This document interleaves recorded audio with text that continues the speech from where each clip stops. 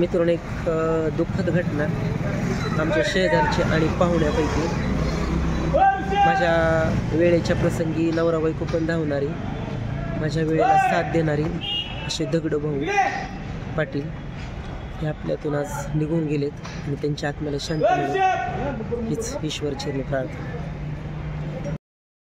नमस्कार मित्रांनो, योगेश भाऊच्या चॅनलमध्ये सगळ्यांचं स्वागत आहे. तर गुड इव्हिनिंग. दिवस मावळून गेला, आता 6-6:30 वाजल्यात आणि 2 दिवस काही व्हिडिओज टाकणं झालं नाही. मी बाहेरच आहे, कार्यक्रमालाच गेलो. आणि आमच्या शेजारी दुःखद घटना घडली. जरा आमच्या शेजारचे पाहुणे पण आणि शेजारचे पण आहेत, पाहुणे पण लागतात ते. आता मला मगाशी कळलं की त्यांचं दुःखद निधन झाले. त्याच्यामुळे काय 2 दिवस व्हिडिओ टाकणं झालं नाही, काही नाही. इकडं आज पुण्याला आलो, तो कार्यक्रम होता आणि आत्ता माहीत पडलं मला. तर त्यांच्या आत्म्याला शांती लाभो, ईश्वरचरणी त्यांच्या आत्म्याला शांती लाभो. भाऊ म्हणायचे त्यांना, दगडू भाऊ, मामा, भाऊ असं म्हणायचं. आमच्या गावात पाहुणं होतं ते. आणि मी इकडं तिकडे गेलं तर त्यांच्या मालकीनेच आमच्याला डबा हे जेवण द्यायचं. शेजारीच घराच्या जवळच राहिलं होतं. तर आत्ता माहीत पडलं मला, स्टेटस बघितला, मला फोन आला तिकडनं, असं असं झाले म्हणून. मग मी घरी नसलो, इकडे तिकडे गेलो की त्यांची मालकीन इंदुताई आमच्या आईला आंघोळीला पाणी, जेवण त्यांच्या जेवावर सोपून यायचो. आणि आमचं घर पडल्यामुळं पसारा पण त्यांच्यातच ठेवलेला आहे आम्ही सगळा. म्हणजे थोडं आजारीच होतं, जास्त बी नव्हतं आजारी, जास्त एवढं वय बी नव्हतं. 55-60 वय असेल, नाही 55-60 असेल, एवढं नव्हतं. एवढं नाही का, एवढं म्हातारं होतं काय होय.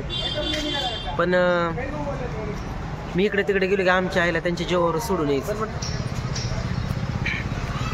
त्याच्यामुळं वाईट वाटलं. आता कळल्यावर आता जाणार आहे पुण्यावर 12 वाजता निघणार आहे घराकडे जायला. कळल्यावर वाईट वाटलं मला. तर दगडू भाऊंच्या आत्म्याला शांती लाभो हीच ईश्वराच्या चरणी प्रार्थना. त्यांना मोक्ष मिळावा. आणि घरातल्यासारखं आमचं होतं, शेजारी घर पडल्यामुळे त्यांनी पसारा ठेवला, त्यांच्यात ठेवून घेतला पसारा, कपडे भांडी सगळं तिथं ठेवून घेतलं. परत मी इकडं तिकडं जरी गेलो तरी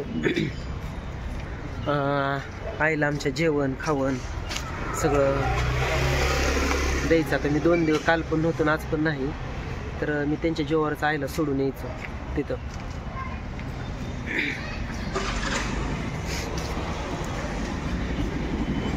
त्यांची मालकीनं काल आईला आंघोळीला मला फोन आलता, म्हणले योगो मामा आंघोळीला पाणी दिले आणि आंघोळीला पाणी पण दिले आणि चहा करून दिला, परत चपात्या निघून दिल्या 2. मी कुठे गेलो की मी त्यांना सांगायचो आईकडे लक्ष ठेवा म्हणून.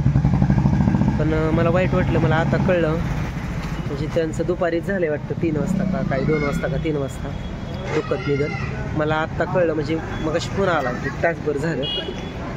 मोबाईल माझ्यापासून असल्यामुळे मला काय उशिरा माहीत पडलं. तर मला काय आता इथून जाणं शक्य नाही किंवा सापडणार नाही. विचारलं फोन करून, तर म्हणलं सापडणार. त्यांना एकच मुलगी आणि 2 मुलं आहेत. तर आमच्या आईला म्हणजे जीव लावला बरं का त्यांनी. खायला प्यायला शेजारी मी इथं नसलो केलं तरी चहा पाणी आणून देणार, करणार. आईला बी आमच्या मामीच्या नात्यानं मामी बसा असं पाहुणं पण होतं. पण बऱ्याच दिवस झालं मला कळतं असं ते गावातच राहिलं तिथं. त्यांचं गाव शिराळ होतं, पाटील अण्णा, पण ती बऱ्याच दिवस झालं मला कळतं असं तिथंच राहिलं ती. आणि आज सकाळी सुद्धा रात्री फोन आला तर मला, योग मग मोदीच्याला बी काळजी करा ना का, आईला मी डबा आज पण पाणी तापून चहा पाणी करून डबा नेऊन दिला आहे आणि उद्या पण देते, म्हणजे काल म्हणल्या होत्या, म्हणजे काल ना. आता मी तर सकाळी जाणारच होतो घरी उद्या, पण मी गाणी सुटली की लगेच जाणार आहे 12 वाजता. म्हणजे उद्याच्याला घरी त्यांची भेट तर होईल, पण मला इथून जाणं शक्य नाही, सापडणार नाही. मी फोन करून विचारलं, पण सापडणार नाही म्हणून सांगितलं. कळल्यावर वाईट वाटलं दगडू भाऊचं.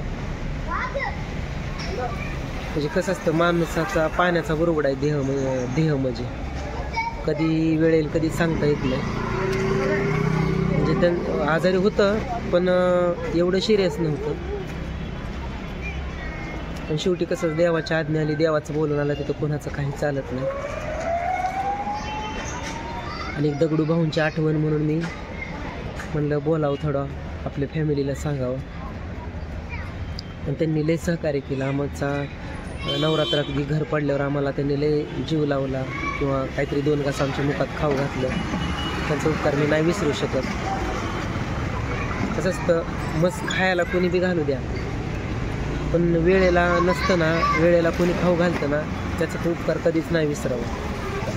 तसं आमचं घर पडलं, मला वाईट वाटलं, मी रडलो. तर मला म्हणलं येऊ रडू नका, पसारा आमच्यात. मग भांडी कपडे बरंच त्यांच्यात नेऊन ठेवलं.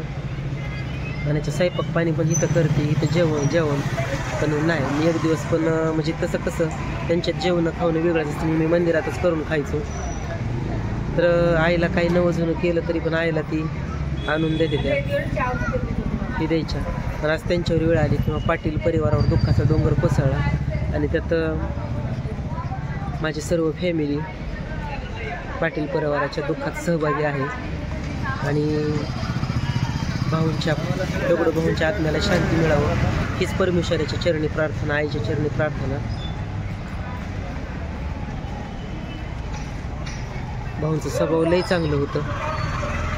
आमचं भाऊ वारल्यावर सुद्धा आम्हाला 3-4 दिवस जेवण करून घातलं, नाही उत्तर विसरू शकत. आणि चेहरा त्यांचा आठवला की मला भाऊंची आठवण झाली, वाईट वाटलं, रडायला आलं. शेवटी काय करणार, नाही इलाज आहे. देवाच्या आज्ञा घेण्यावर कोणाचं काही चालत नाही. असं मित्रांनो,